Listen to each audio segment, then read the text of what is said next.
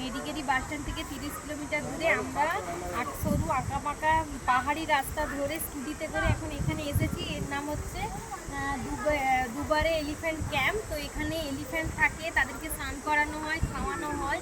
তো এখানে যেতে গেলে মেন আকর্ষণ, এখানে এই কাবেরী নদী পেরিয়ে যেতে হয়। তো বর্ষাকালে এই কাবেরী নদী এলে ওইরকম বোটিংয়ে করে আপনাকে এই এই এই ডিস্টেন্সটা পার হয়ে তারপর ক্যাম্পে যেতে পারেন।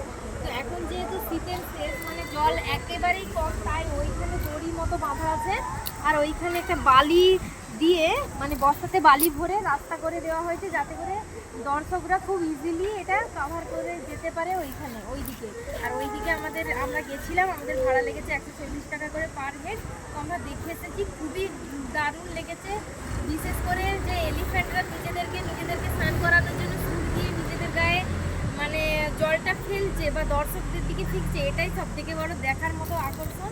তো জল মানে খুবই সুন্দর।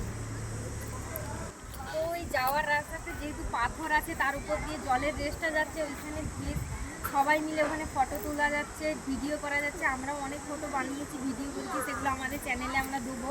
তো আপনারা যদি পছন্দ করেন সেগুলো একবার ফলো করে দেখবেন। খুবই সুন্দর, যাতে করে আপনারা মানে আসতে পারেন। বিশেষত যারা ব্যাঙ্গালোরে থাকেন তারা তো বাস ধরে এখানে আসতেই পারেন যে কোনো টাইমে নিজেদের উইকেন্ড কাটানোর জন্য।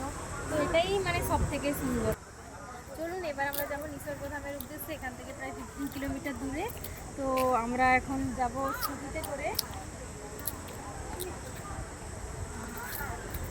চলুন যাওয়া যাক, গিয়ে আপনাদেরকে দেখাবো নিসর্গধামটা কেমন।